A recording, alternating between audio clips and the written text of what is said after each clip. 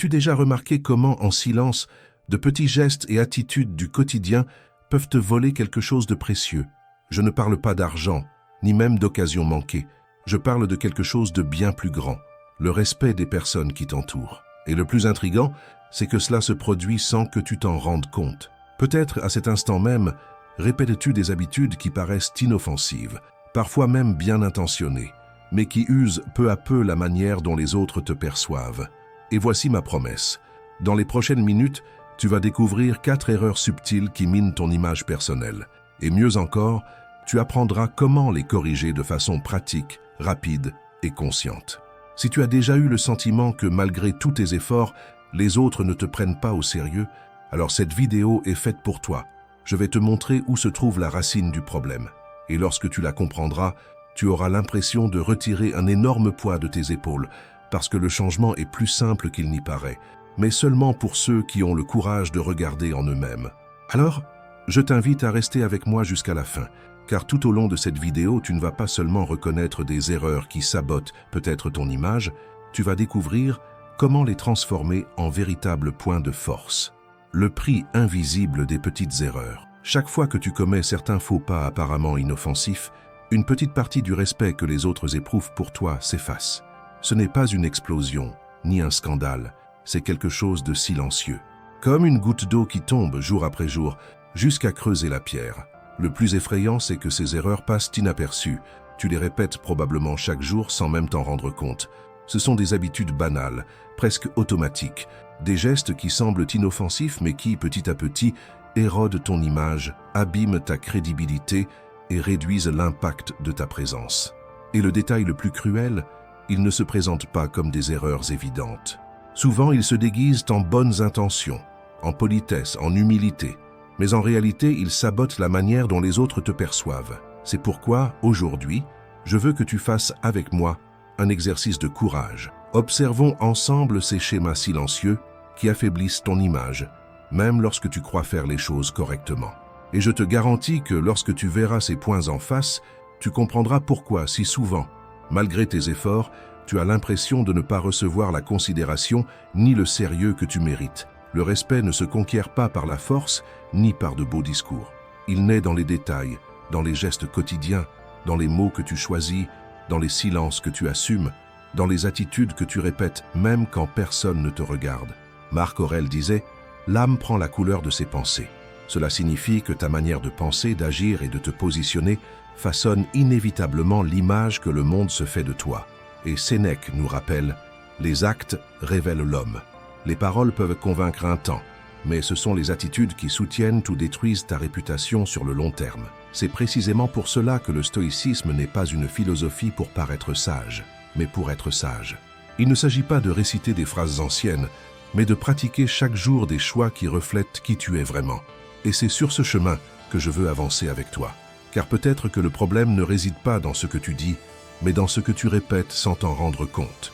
Aujourd'hui, nous allons dévoiler ces erreurs silencieuses, comprendre leurs conséquences et apprendre à les remplacer par des attitudes qui bâtissent réellement le respect. Parler trop de soi-même.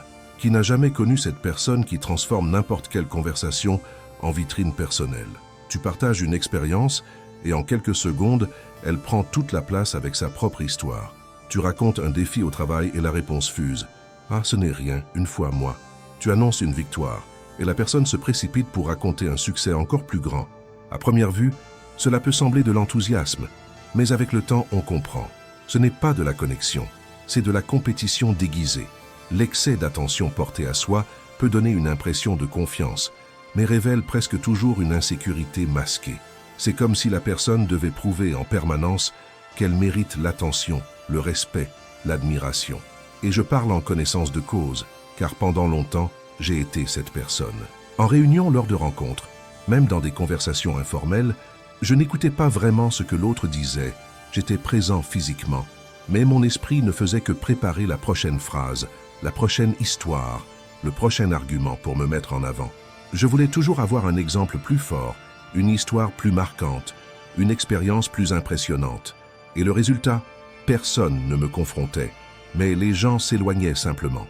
Je n'étais pas rejeté ouvertement, mais on cessait de m'inviter, de me faire confiance, de me laisser une place dans le cœur des autres. jusqu'au jour où l'un des rares amis qu'il me restait a eu le courage de me dire « Tu n'écoutes pas, tu attends juste ton tour pour parler ». Cette phrase m'a frappé comme un éclair, et elle m'a révélé une dure vérité. Quand tu parles trop de toi-même, tu réduis l'autre. Et quand tu réduis l'autre, tu perds son respect. Le respect naît de la présence, de l'écoute, de l'intérêt sincère. Épictète disait « Si tu veux être sage, commence par apprendre à écouter ». Et il avait raison. L'écoute est l'une des formes les plus profondes de respect que l'on puisse offrir, et c'est précisément elle qui pousse les autres à te respecter en retour. Alors, la prochaine fois que tu seras en conversation, essaie quelque chose de simple, parle moins, écoute davantage, pose des questions, attends que l'autre ait fini. Ressens la force du silence. Il ne diminue pas ta présence, au contraire, il en démultiplie la valeur. L'incohérence entre les paroles et les actes, peu de choses détruisent autant l'image d'une personne que l'incohérence. Quand ce que tu dis ne correspond pas à ce que tu fais, le respect disparaît, et il ne part pas dans le bruit, mais dans le silence. Tu peux être articulé, intelligent, même inspirant. Mais si tes attitudes contredisent ton discours, tôt ou tard, les gens commencent à te regarder avec méfiance, comme s'ils pensaient « il parle bien », mais il ne tient pas ses propos. Et crois-moi, cette perception ronge ta crédibilité d'une manière presque irréversible. Pendant longtemps, je suis moi-même tombé dans ce piège. Je disais toujours que je valorisais la vérité, la transparence, mais dans les faits, j'évitais les conversations difficiles. Je taisais des choses importantes par peur de déplaire. Je souriais sans être d'accord, simplement pour maintenir l'image d'un homme équilibré et serein. À l'extérieur, j'avais l'air d'un homme en paix. À l'intérieur, j'étais un champ de bataille. Et même sans rien dire, ceux qui vivaient près de moi s'en rendirent compte, parce que l'incohérence ne se cache pas. Elle s'échappe dans le regard, dans le ton de voix, dans les petits gestes. Sénèque disait « La vie est comme un raisonnement. Peu importe ce que tu dis, mais ce que tu montres. » Et c'est exactement ça. La véritable autorité ne vient pas de belles phrases bien construites, mais de la cohérence entre ce que tu prônes et ce que tu pratiques. Être cohérent demande du courage. Le courage de décevoir les autres plutôt que de te trahir toi-même. Le courage de dire non quand le oui serait plus confortable. Le courage de tenir ta parole, même quand personne ne regarde. Et voici un point qu'il faut souligner. L'incohérence. Ce n'est pas seulement dire une chose et en faire une autre. Elle apparaît aussi quand tu tolères en toi des comportements que tu critiques chez les autres. C'est exiger la ponctualité, mais arriver toujours en retard. C'est prôner l'éthique, mais user de petits passe-droits. C'est prêcher la connaissance de soi, mais fuir tes propres zones d'ombre. Le monde est fatigué des beaux discours. Ce qui impressionne aujourd'hui, c'est la constance. Ce n'est pas de ne jamais se tromper, c'est de reconnaître son erreur, de la corriger et de continuer avec fermeté. Marc Aurèle nous rappelle « Sois comme le rocher contre lequel les vagues se brisent. Il demeure ferme tandis que l'écume s'évanouit autour de lui. » C'est l'image parfaite de la cohérence. Il ne s'agit pas de rigidité, mais de solidité, de ne pas négocier tes principes pour plus de commodité. Au bout du compte, le respect que les autres ont pour toi ne vient pas de ce que tu dis croire. Il vient de ce que tu soutiens, jour après jour, même quand plus personne autour de toi ne le fait. Dévaloriser sa propre opinion. Réfléchis avec moi.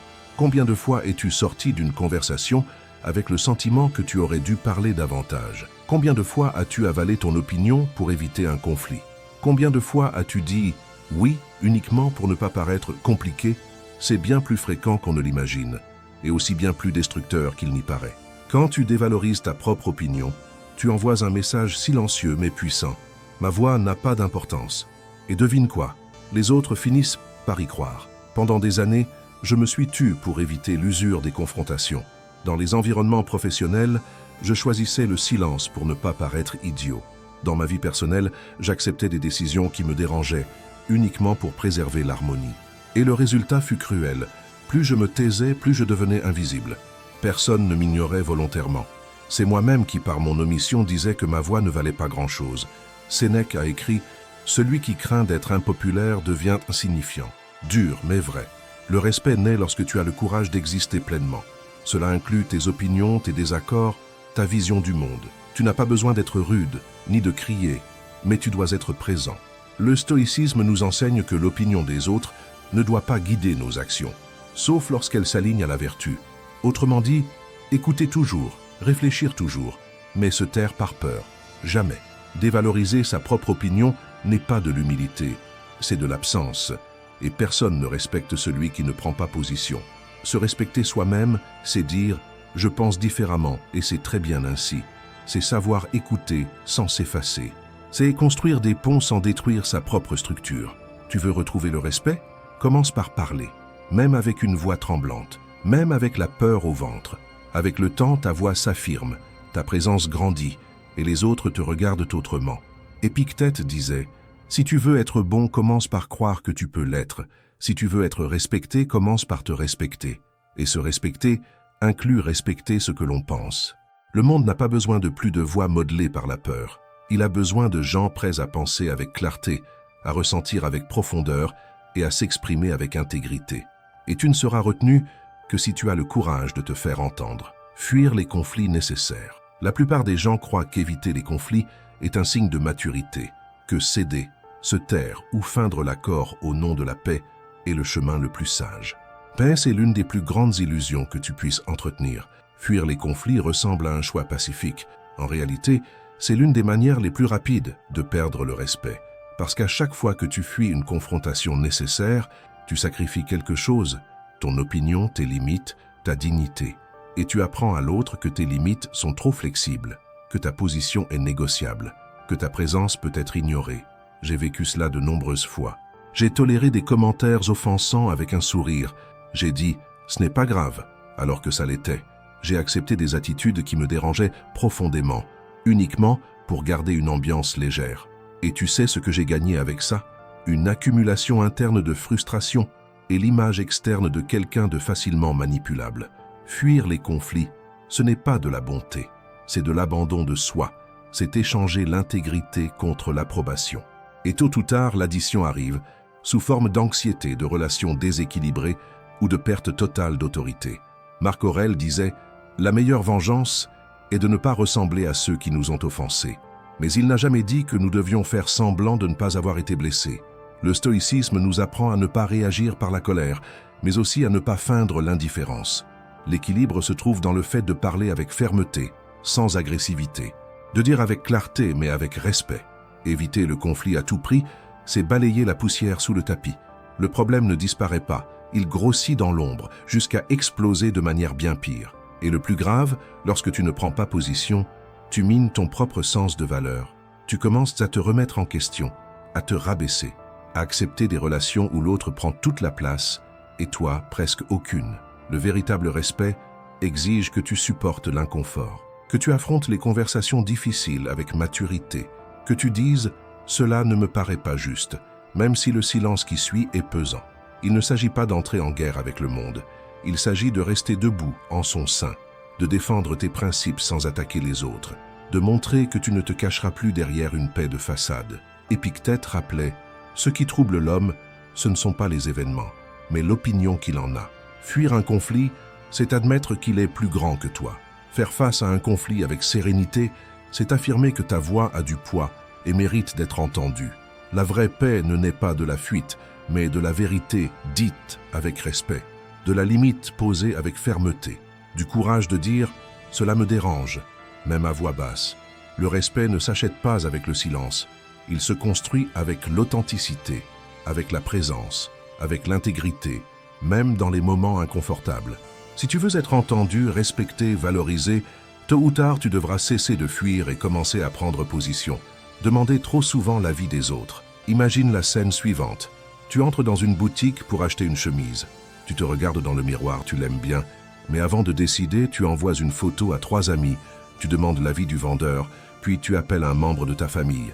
Au final, tu ne l'achètes pas, ou tu l'achètes sans être sûr de ton choix. Cette scène paraît banale, mais elle cache une vérité profonde. Quand tu transfères le pouvoir de tes choix aux autres, tu perds de ta force face à eux. Et voici le détail. Il n'y a aucun mal à écouter des conseils.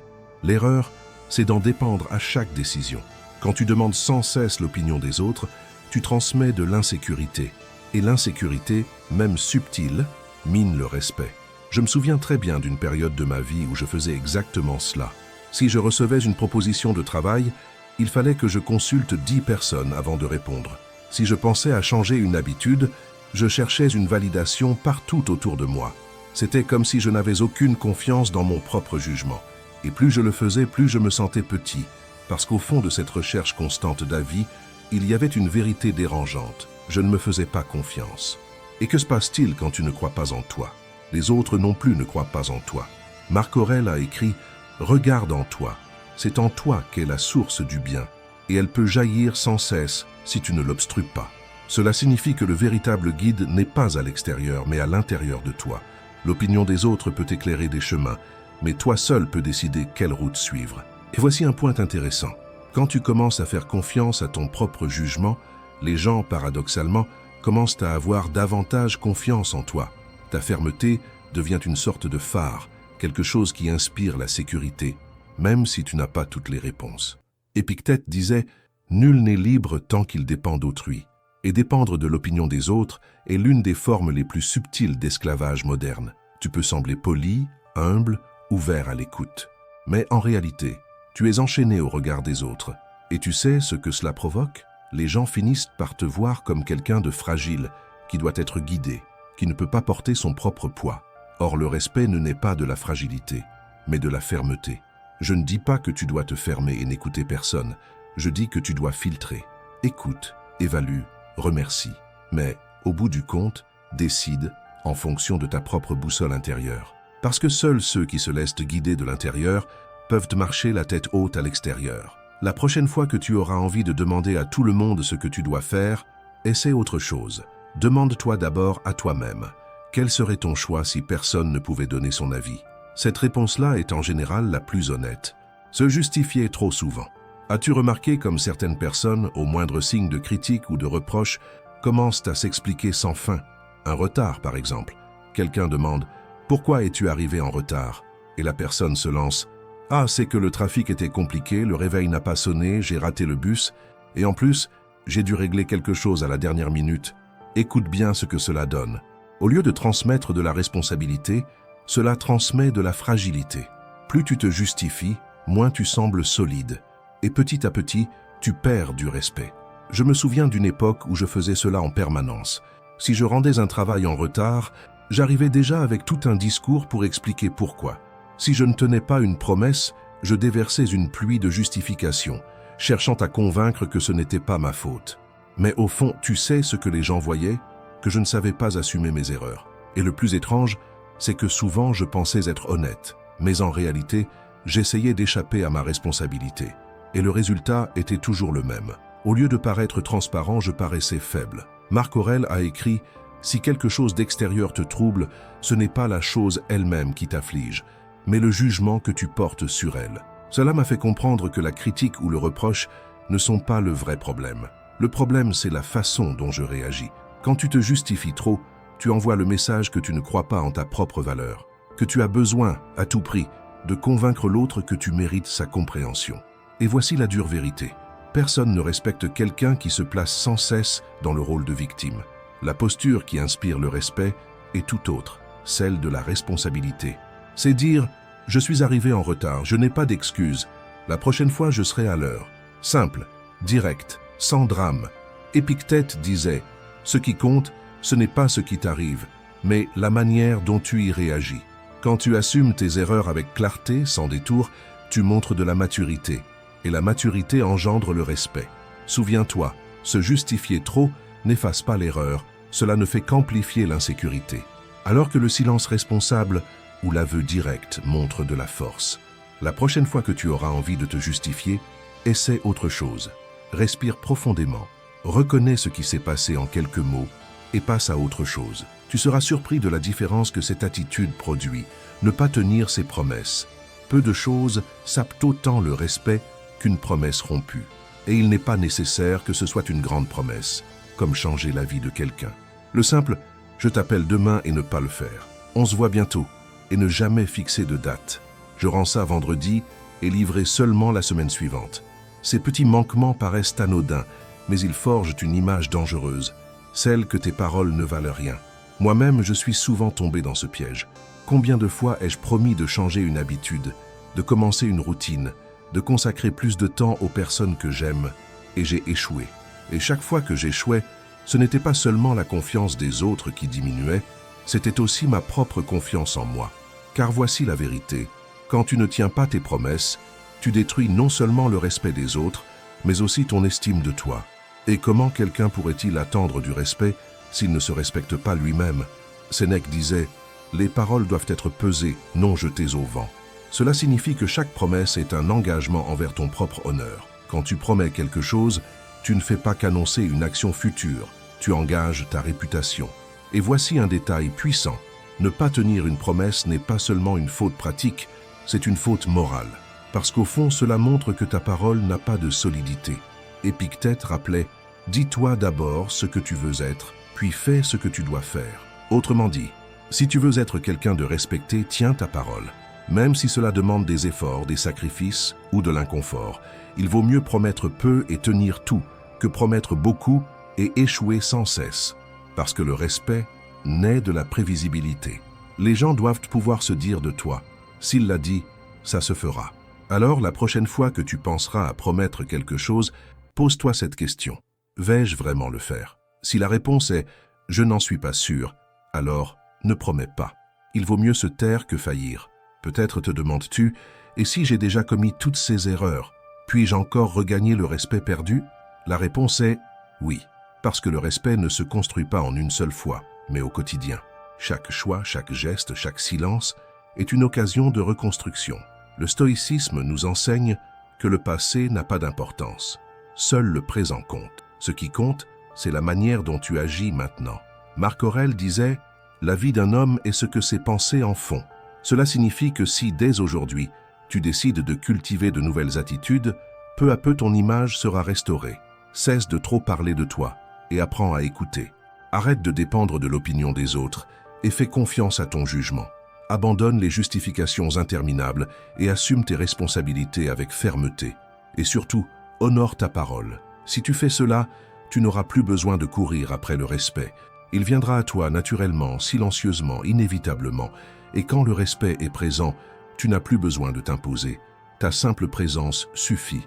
Et les gens, sans même s'en rendre compte, commenceront à te regarder avec admiration, confiance et sérieux. Car le véritable respect ne se demande pas, ne s'exige pas. Il se conquiert et il commence en un seul lieu, à l'intérieur de toi. Ferme les yeux un instant et imagine. Tu entres quelque part sans rien dire et ta présence impose déjà le respect. Non pas parce que tu es autoritaire, non pas parce que tu cries plus fort, mais parce que ton attitude, tes gestes, ta parole, tout en toi respire la solidité. Voilà le véritable pouvoir. Et il ne s'achète pas, ne s'hérite pas, ne se simule pas. Il se conquiert dans le silence des choix quotidiens, dans la maîtrise des émotions, dans la discipline des petites actions. Les stoïciens nous ont enseigné que la maîtrise de soi est le plus grand des empires. Et quand tu te maîtrises toi-même, il n'y a rien que les autres puissent t'enlever, ni ta dignité, ni ton respect. Alors choisis dès aujourd'hui. Commence petit, mais commence maintenant. Écoute davantage. Aie confiance en ton jugement.